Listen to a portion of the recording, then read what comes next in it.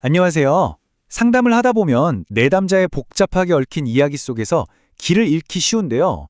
오늘은 이 혼돈 속에서 질서를 찾아 핵심에 다가갈 수 있도록 돕는 아주 실용적인 틀, 바로 상담 상황을 체계화하는 4분면 프레임워크에 대해 살펴보도록 하겠습니다. 이번 시간에는 먼저 상담의 혼란스러운 정보 속에서 어떻게 질서를 찾는지부터 시작해서요. 핵심 도구인 4분면 프레임워크를 알아볼 겁니다.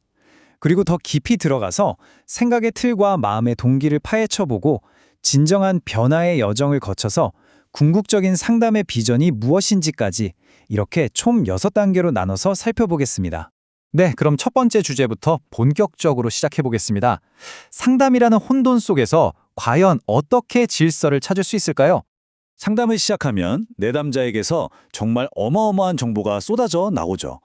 겪고 있는 사실들, 느끼는 감정들, 과거의 사건들, 주변 사람들과의 관계, 이 모든 걸 대체 어떻게 정리하고 성경적으로 의미를 찾을 수 있을지 참 막막하게 느껴질 때가 많습니다. 바로 이럴 때 이 모든 정보를 깔끔하게 정리해줄 지도가 필요한데요. 오늘 우리가 자세히 살펴볼 4분면 프레임워크가 바로 그 지도와 같은 역할을 하는 아주 유용한 도구입니다. 이 프레임워크는 정말 간단합니다. 상담 상황을 4가지 핵심 영역으로 나눠서 분석하는데요. 첫째는 문제, 그러니까 지금 무슨 일이 일어나고 있는가.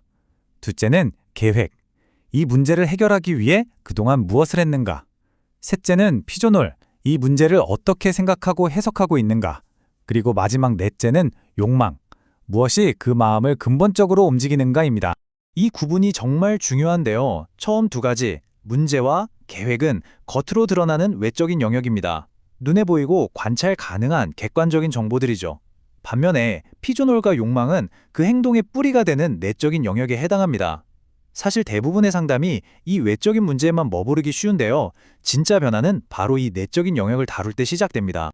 자, 이제 한 단계 더 깊이 들어가 보겠습니다. 바로 3번째 4분면인 피조놀입니다. 우리의 행동을 정당화하는 그 숨겨진 생각들을 한번 파헤쳐보는 거죠. 피조놀이라는 건요, 어떤 문제를 바라보는 그 사람만의 독특한 생각의 틀을 의미합니다. 자기 자신도 모르게 자신의 행동을 합리화하고 정당화하는 방식이에요. 사람들은 자신의 문제를 이 피존홀이라는 생각의 서랍에 딱 집어넣고는 이건 괜찮아 라고 여겨버리는 거죠. 정말 흥미로운 지점인데요. 예를 들어서 분노를 자주 표출하는 사람은 자신의 행동을 이런 식으로 정당화할 수 있습니다. 아니, 누구나 화는 내잖아. 예수님도 화 내셨어. 난 적어도 솔직하지. 위선자는 아니야. 와 같이 말하면서 자신의 분노를 정상적인 혹은 정당한 것이라는 피조놀 안에 쑥 넣어버리는 겁니다. 성경 민수기 11장을 보면 이 피조놀이 어떻게 작동하는지 아주 명확하게 볼 수 있습니다. 이스라엘 백성들은 노예로 살던 과거를 생선도 공짜로 먹던 시절이라면서 미화했고, 자유를 얻은 현재에 대해서는 불평했죠. 심지어 리더인 모세조차도 자기 연민에 빠졌고요. 하나님을 변덕스럽고 무정한 분으로 여기는 왜곡된 관점을 가졌습니다. 이 모든 것이 바로 그들의 불순종을 정당화하는 강력한 피조놀이였습니다. 이제 프레임워크의 가장 깊은 곳, 4번째 4분면인 욕망으로 이동해 보겠습니다. 대체 무엇이 우리를 진정으로 움직이는가? 이 근본적인 질문에 대한 답을 찾아보는 시간입니다. 마치 빙산의 일각처럼 대부분의 상담은 수면 위에 드러난 문제와 계획에만 집중하는 경향이 있습니다. 하지만 진짜 변화는 수면 아래에 잠겨있는 거대한 얼음덩어리, 바로 그 사람의 가치관, 인생의 목표, 마음 깊은 곳의 갈망을 다룰 때 시작됩니다. 성경은 이것을 종종 마음의 우상이라고 부릅니다. 그렇다면 이 깊은 내면의 우상들을 어떻게 다루어야 진짜 변화가 일어날 수 있을까요? 여기서부터가 바로 상담의 핵심적인 여정이 시작되는 지점입니다. 이 흐름을 한번 보세요. 우리가 어떻게 죄에 빠지는지를 보여줍니다. 먼저 삶의 어려움이 닥치죠. 그러면 우리는 불안과 두려움을 느낍니다. 이때 하나님을 신뢰하는 대신 분노하거나 회피하는 것과 같은 죄악된 반응을 선택합니다. 그리고 그 뿌리를 파고 들어가 보면 결국 다른 사람의 인정이나 상황에 대한 통제 같은 마음속 우상이 자리 잡고 있음이 드러나게 됩니다. 이 악순환의 고리를 끊는 유일한 전환점은 바로 회개와 믿음입니다. 내가 붙들고 있던 우상을 버리고 방향을 완전히 돌려서 하나님을 신뢰하는 것이죠. 이것이 바로 진짜 변화의 모습입니다. 똑같이 삶의 어려움이 닥치지만 우리는 하나님을 신뢰하기로 선택합니다.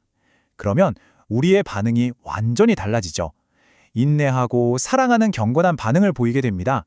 그 결과는 어떨까요? 이전에는 상상할 수 없었던 참된 기쁨과 평안을 경험하게 됩니다. 상황이 바뀐 게 아니라 우리 마음의 중심이 바뀐 겁니다. 이것이 바로 우리가 상담을 통해서 추구해야 할 궁극적인 비전입니다. 단순히 눈앞의 문제를 해결하는 것을 훨씬 뛰어넘는 것이죠. 핵심 포인트는 바로 이것입니다. 상담의 진짜 목표는 내 배우자나 자녀 혹은 직장 상사를 바꾸는 게 아닙니다.